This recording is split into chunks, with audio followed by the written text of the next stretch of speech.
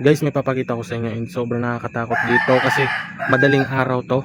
Ayan oh, tulog pa yung manok. Ayun yung oras natin, 4:19 ng umaga. Pero kita nyo naman yung ilaw ng solar light natin. Ayan oh, yan yung pinakamaliwanag niya. So pwede nating pahinaan. Ayan, pahinaan natin guys. So yun yung pinakamahina niya. Nagbi-blink siya kapag na-reach niya na yung maximum na pinaka lowest ng ilaw niya. So ayan, pwede natin i-turn off. Papakita ko sa inyo kung gaano ka dilim dito.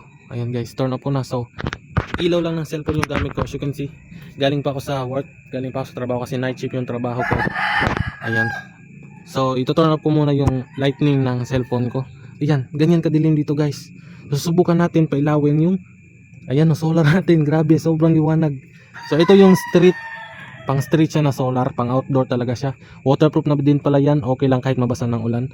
And ito lang nga pala yung remote control niya. Ayan guys, pwede natin pahinaan, palakasan. So pwede nyo namang i-maintain lang sa pinakamalakas kasi this is a 20,000 watts 20,000 watts na solar panel street light. Ayan o, kita nyo naman guys, sobrang liwanag niya. So try natin i-turn off ulit.